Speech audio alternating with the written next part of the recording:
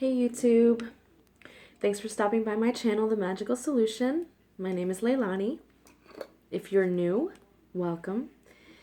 If you are a loyal subscriber, thank you for sticking with me and I hope you continue to do so. So this is the final video, the fourth video in a 4-video series. And if you have not already checked out the previous videos, please stop right here and go back and check them out. So in order, it's Story Time, my Ancestor Meditation, with Will, con Gana, the Will, the element of air, the Will, the element of water, the Will, the element of earth, and now this video, which is the Will, the element of fire. If you have been watching all those videos, thank you so much, and let's get to it. So, like I had said, this is a video about the element of fire and how the will is utilized in this element and how to strengthen it and all that good stuff. I'm just packing my my pipe right now, which, by the way, let me do a quick shout out. This stuff here, it's called Diviner's Smoke by 3 Roots Apothecary. Great stuff. Great stuff. I use this, I mix this with a little bit of tobacco, and it's great to have. I think this kind of fits in with the whole fire thing as well. So, anywho, fire. The energy of fire. Oh, so we spoke about will in depth already, all through all the videos, and I gave you those 4 words, which was focus, motivation, discipline, and determination. And I think determination definitely is the best word to describe this element within the realm of the will, right? So what is the energy of this element? The energy of this element is creativity, passion, and forcefulness. This idea of being determined and forceful to get where you need to go through, but doing it in a creative way, you know, kind of like blowing up a path and creating a path for yourself where no path was once before, right? And I think that this kind of is an important thing to think about in your own magic as well, because it takes a lot of creativity to do magic. It really does. You know, there are things out there, excuse me, there are things out there that there are no recipes for. There are ideas that you might come up with that there's really no information about out there, and you kind of have to come up with your own thing. So this element definitely allows that creative juice to continue to flow and to keep it strong, you know. So what's an unhealthy looking element of fire? An unhealthy element of fire within a person would be someone who is uninspired, someone who makes excuses, someone who is very doubtful of the outcome and of their own skills, someone who is a follower and a copycat, someone who has an unhealthy relationship to sex, someone who has an unhealthy perspective on art and creativity as a whole, right? So how do we heal? How do we strengthen that energy and strengthen that aspect of our will? And it's very simple. Engage in creative activities, right? So writing in your spiritual journal, in your dream journal, writing spells and poetry, singing, chanting, creating new songs, learning new instruments, learning a new language, even puzzles and doing mathematics will engage that creative process in the mind and will allow these juices to flow. Critical thinking is important, right? So why do we need this? Why do we use this in our magic, right? So I explained a few minutes ago that creativity in our magic is essential to create new spells and to create a new avenue for your work. But really it's about that passion. At least for me, it's about that passion. It's about having a fire for your work, having a love for your work, being able to turn on the switch, turn on the flame of any particular emotion, any particular idea, anything needed for your work, being able to turn it on. Now, where it can get a little unhealthy too is if you over exercise these creative processes. A lot of times your passion and your drive for things can be so much so that it can become an obsession, and very forceful, and can make people and even yourself uncomfortable. So it's a matter of finding that balance, right?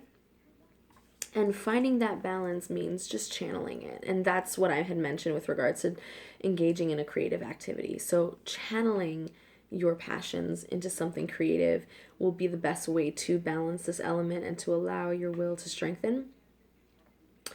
Now, to do this in a physical way, like I had said before, with regards to it being unhealthy, having unhealthy sexual relationships, to do it in a healthy way would be to engage in healthy sexual relations with with your partner or partners or whatever your status is.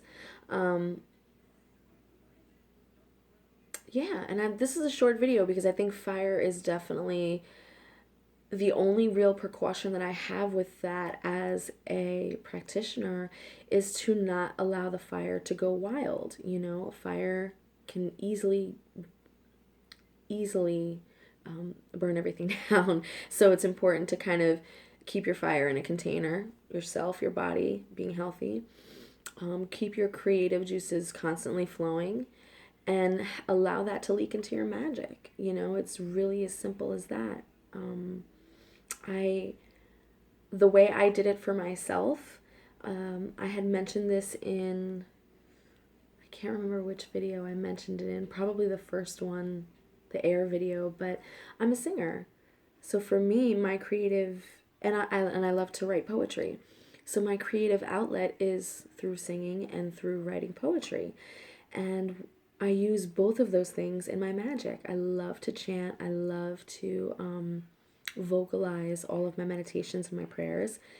And I love writing out prayers on my own as opposed to using pre-written ones. So use what you got. A lot of people out here oftentimes don't give themselves enough credit. They're like, oh, I don't have any talent. I don't really have anything going on with myself. I'm whatever. So what? I mean, even if you feel like you're not good at something, do it. Do it anyway. If you enjoy doing art or sculpting or doing puzzles or whatever your hobby is, if you enjoy it, just do it. If that's your release, just do it. Make the time. That's the one thing I will say about this particular mythologist, Joseph Campbell. I really respect this man so much. Rest in peace. He really, really advocated for people on their quest to be their own hero in their journey to make the time for the things that they love. Unplug your phone, unplug your television, unplug everything. Just completely get off the grid for at least an hour a day and just do something that allows your bliss to bloom. Whether that be just reading the newspaper or, listening to classical music, going for a drive and allowing your mind to flow, like whatever it is, do it. It's your bliss is important in this practice because if you are a high-strung witch, you are not going to be able to get anything done. It's about decompressing. It's about allowing yourself to freely flow so that your magic is clear-headed and you are clear-headed and your emotions are clear. this is your release, this element. You know, it burns away at all of the pains and sufferings and worrying that you go through on a day-to-day basis just with your day-to-day stuff. It burns through it all.